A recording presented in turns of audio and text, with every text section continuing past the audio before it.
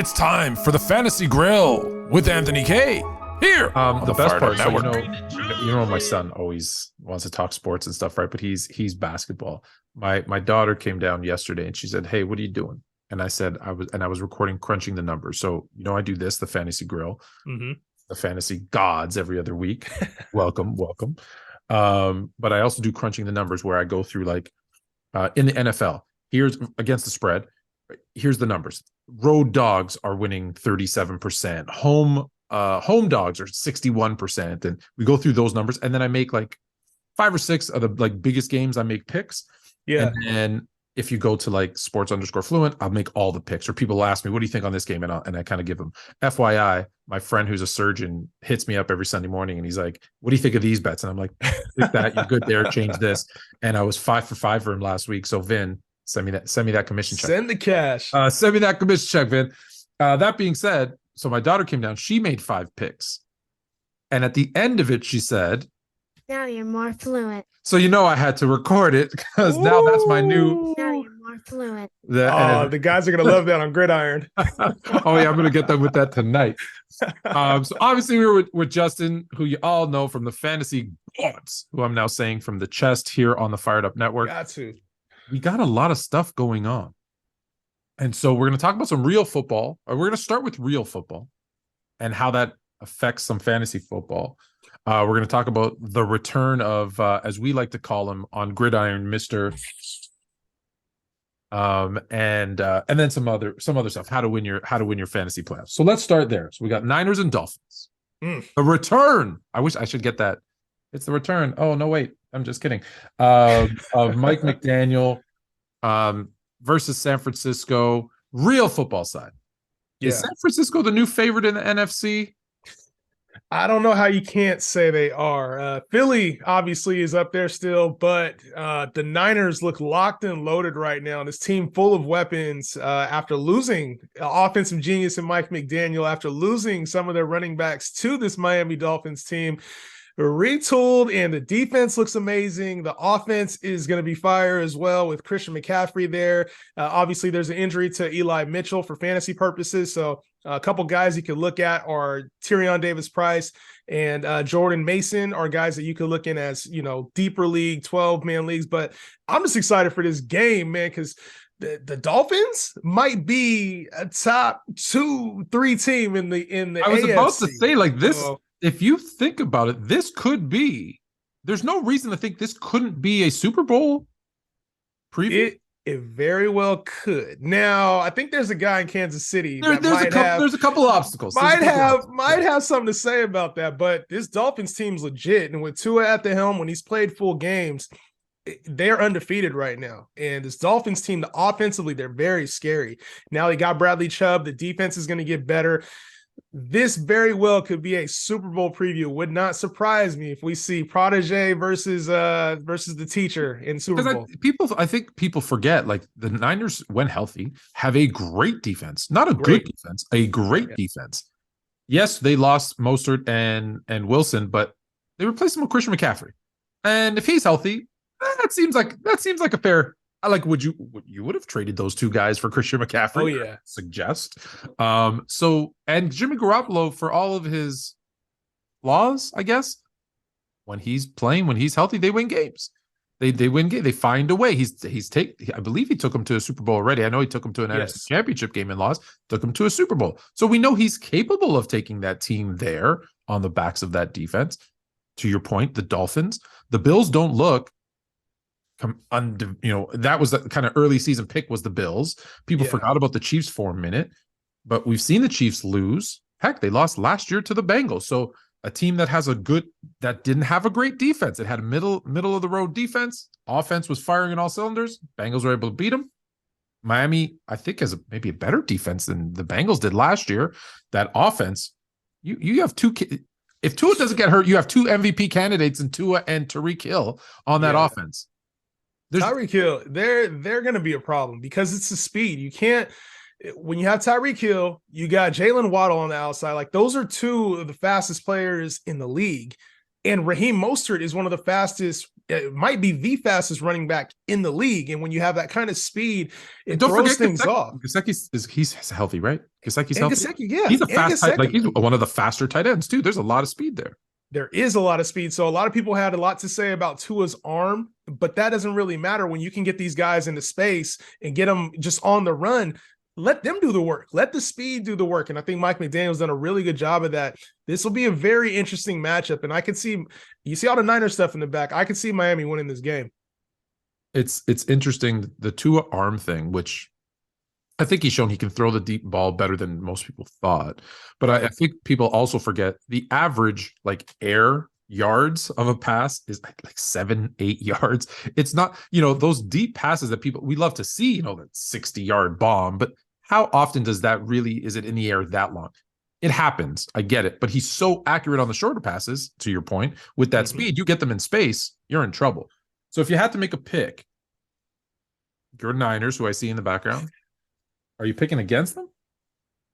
I think the Dolphins win this game, and it's not for the fact that I think that they're just a better team.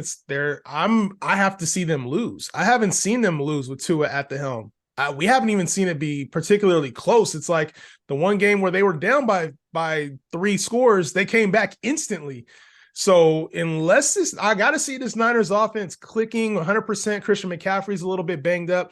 Jimmy Garoppolo has to be able to put up points because this Dolphins team's going to put up 30 plus, even on the Niners, tough Niners defense. I got to see it. I got to see the Dolphins go down, and I'm probably in the minority here. A lot of people probably expect the Niners to win this game, but I kind of expect the Dolphins to win this game. I'm actually going with 305 Miami. All right. Fantasy implications. So you mentioned already with Eli Mitchell being out, there's a couple of running backs. Like the obvious, right? You're going to start Tariq Hill. You're going to start. Right. Is there anybody on either side that maybe is a little flying under the radar that you're expected to be like, oh, if you're, I'm in some deeper leagues, right? 12 team kind of thing. I'm by the way, my guillotine league.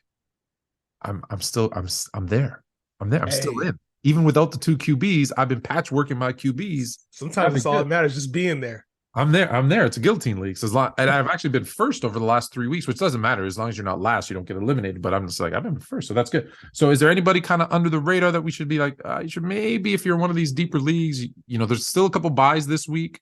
Yes. I alluded to it a little bit earlier, but I want to touch on it a little bit more. Tyrion Davis-Price is the guy I think comes in and has a role for this team. Christian McCaffrey left Sunday's game a little bit banged up. And so when I hear that, I'm like, okay, Christian McCaffrey, we've seen this before. He's been known to miss a game or two, and especially with fantasy playoffs on the horizon, you want to have his backup in a team that runs the ball with not one specific running back, right?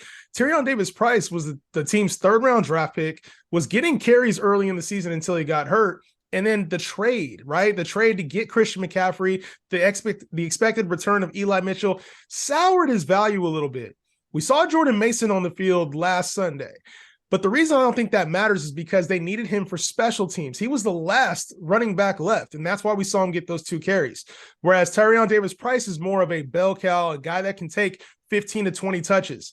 So if you're in a 12-man league or deeper, and you're kind of looking for options that could be helpful, Shanahan's known to run with both backs. And if Christian McCaffrey is banged up, this is setting up nicely for Tyrion Davis-Price to at least have a role as a flex, maybe even more.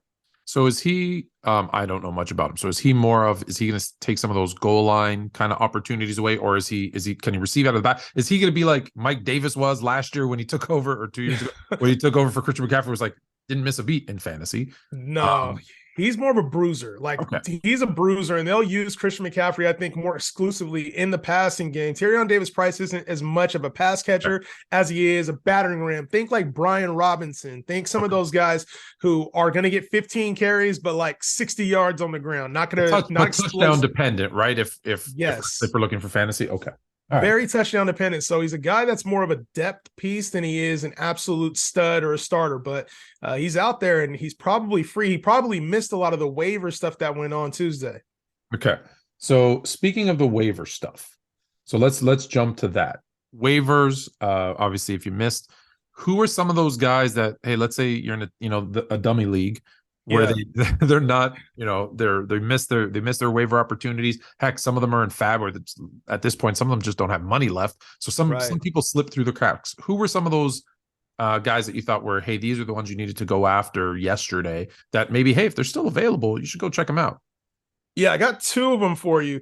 The first one is Jaylen Warren. We saw Najee Harris get banged up, and we're still not we don't know what's going on with Najee Harris. There hasn't been an upgrade as of today. Obviously, when you and I are talking, there's a lot of uncertainty whether this is a week thing, this is something that keeps him out for a few weeks, or something that could potentially be a season-ending injury for Najee Harris. And Jaylen Warren was the backup running back for the entire season up until he got hurt 2 weeks ago. So with Jaylen Warren on the shelf, we did see Anthony McFarland. We saw Benny Snell do pretty good against this Colts team on Monday night. But if Jaylen Warren's healthy, he's the guy for this team. Mike Tomlin's already talked him up, said they needed to get him more involved. He could be a sneaky ad there for you at the running back position. And then at tight end, which has been a graveyard. You don't even want to start any of these tight ends outside of the top 5.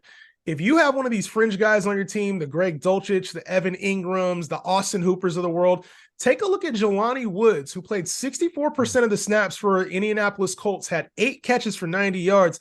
It may not be a rock-solid play, but Jeff Saturday is playing him. He's a rookie. Matt Ryan loves size. He's 6'7", and we've seen him used in the red zone. I was going to ask you, is he like 6'10" or something? Because I saw him catch a pass on the last game, and as he got up, like the DB stood up, and then he stood up, and I was like, why is he still standing up? And it was just like, he's a monster, towering over them. Yeah.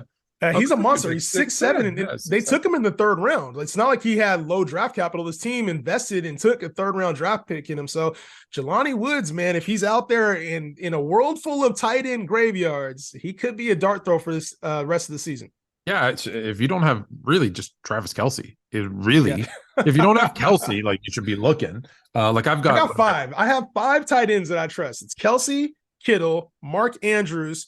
We're going with David Njoku, right? And then the last one, there's one more I can't think of off the top of my head that I kind of trust. Outside of that, it's a dart throw every single week. That's why I struggle so mightily when I lost Andrews. Oh, TJ Hawkinson was the other one. TJ Hawkinson, right. All right, so Jelani Woods, I like that one.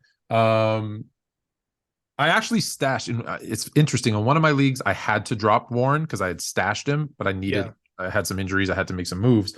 And so I dropped him. And then once I saw, and he was inactive last week, and I thought, okay, he's inactive. So even when I saw Najee get hurt, I'm like, okay, Odell went to Snell, so I'm fine. I said, do I look to repick him up? But in my other league, like my important league, my big money league, I have him stashed. So I was like, good. I hate to say happy, but I'm like, all right, I kept him. So I was happy that I kept him, not happy that anyone got hurt.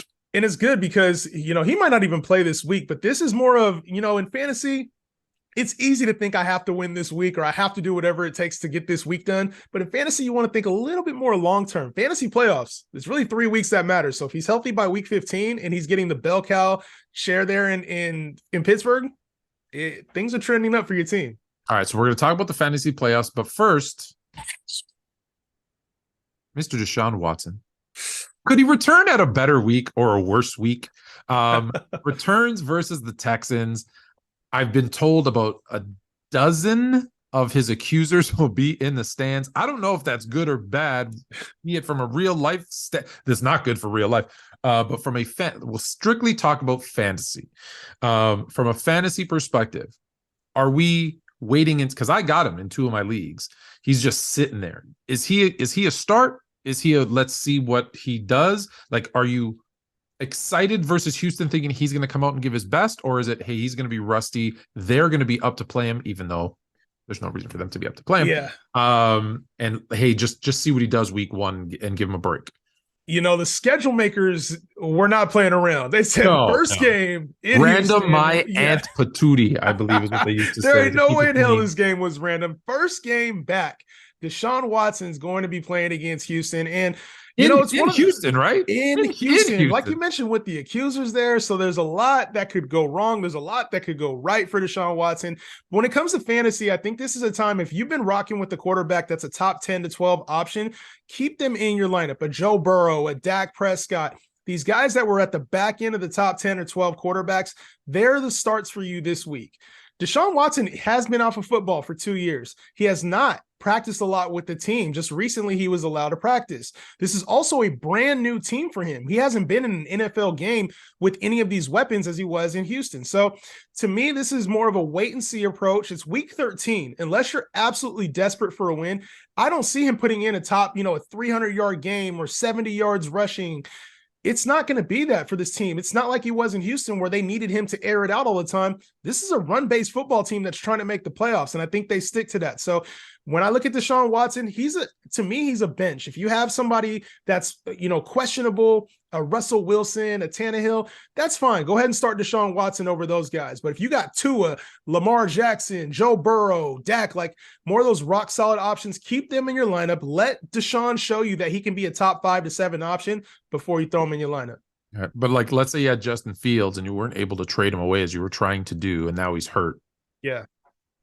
Hey, go. Throw him in there, right? He might not even be playing this week. So well, that's what I'm saying. You gotta throw Watson in there. What do you expect? Like, do you expect like a 10-point game, a 20? I'm clearly talking fantasy because it is against the Texans. It's not like the Texans are any good. I expect him to run one in because he's going to want to celebrate by himself. So I could see Deshaun Watson kind of getting a lot off his chest, kind of like we saw Cam Newton his first game back, where he ran one in. I think Deshaun Watson runs one in, takes whatever in from that Houston crowd. But I think he's somewhere around a 200 to 250 passing. I don't really see him having a huge passing day. This team, like I said, is a run-based team. I can see him having maybe 2 touchdowns. So more of an average performance with some rushing upside. I can see him having a top 15 quarterback day. I don't really see a top 5 to 10. Like, I don't see that. I disagree. I think he's gonna have a top 10 performance. Showing out, huh? I think he's gonna be motivated, and it's because of his legs. I think to your point, I think this is gonna be a run heavy game plan from a real football standpoint. Obviously, you got Kareem Hunt, you got Nick Chubb. So you're gonna be so worried about them. I know he's got Amari Cooper, but I think to your point, I think there's gonna be some rust, some timing issues. So I think when I've seen quarterbacks who are rusty. And he's not rusty from an injury. So I don't feel like he's not going to be nervous about taking a hit. I think he's going to be more nervous about, can I make that throw? Forget it. There's a lane. I'm taking it. So I think he's going to rush a lot more than people expect. I think he's going to run in. I think he's going to run 2 in. And if I'm looking at QBs, it's not like the QBs have been killing it this year. I feel like numbers are down for all QBs. So why top 10? I think absolutely. Plus, Kyler Murray's on a bye. There's a couple of buys too of some of those guys. So I think he has that opportunity. He's got that upside. And maybe I'm talking myself into it because I know I'm starting him in at least one league. Manifesting it, right? Yeah. So I'm like, what's his name? What's the dad, the big baller brand? What's the name? LeVar. I told you so. I'm speaking it into existence. Deshaun is the best quarterback in the league. Yeah. Let's not forget he was a top 2-3 quarterback before all of this happened. So I think next year we can see him back in that top 5. But for this year, fantasy purposes, it does take quarterbacks some time to get the oil running in their engine. It takes some time to adjust to a new playbook. When you're talking about making adjustments, calling audibles, he hasn't played football in 2 years. Like I get that he's a great quarterback. I just think it's next year. This year, I would expect more of a back end QB1, high end QB2 type of range. Is he going to be? So we talked about this, and this is our last thing because fantasy playoffs are coming. Right, like most people are week 14, week 15. Like we're here. We're a week or 2 weeks away, probably from most people's fantasy playoffs. Is he or is somebody else, or are there? Let's start with him. Is he a key to winning fantasy this year? And if not him, who were those? I think you said last year was like Rashad Penny out of nowhere. Yeah. Who are those guys that it's like, if you can find a way, or if you have them, these are the guys that are going to at least give you a chance at winning your fantasy playoffs? Because really, let's be honest. I always tell them, I started off, the PC Gridiron League. I started off like 5-0, 6-0, and I've gone like 3-3 or 3-4 over the last few weeks. But I lost Cooper Kupp. Justin Fields, my quarterback, got hurt, and I was just like, I don't care. I'm in the playoffs. And that's what matters. I think I'm in second place right now. All I care about is the playoffs. I don't care about I am the Bulls, the Lakers during their heyday. It's just like, whatever. I don't care. Once the playoffs start, then we'll turn it on. Who are those guys that we need to win? Because this is when it matters. It does matter. And, you talked about Deshaun Watson being that. I'm not sure that he is, but he's a guy that has the upside to be. And then fantasy playoffs is really what you want. You want guys who have the upside to be weekly starters for you.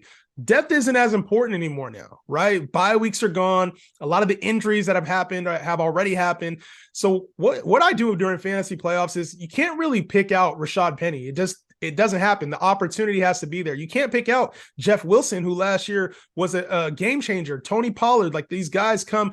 A lot of times it depends on the injuries. So what I'm doing right now is I'm stashing these running backs. I'm stashing guys that have potential to be elite talent for you starter-wise. It's tougher with wide receivers. But if a running back goes down, if a David Montgomery comes down and Khalil Herbert is now coming off of IR, he could potentially be a league winner. If Christian McCaffrey happens to have a 2 to 3 week injury, now we're talking about Tyrion Davis-Price.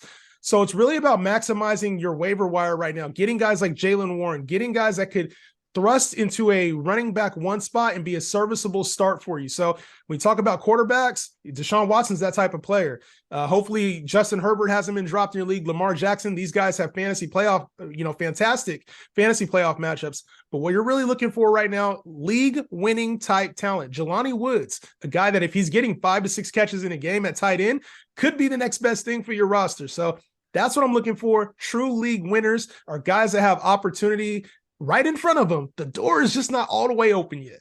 So I want to just end on this. Actually, yeah, I'm going to end on this question, then we'll tell everybody where they can find you guys.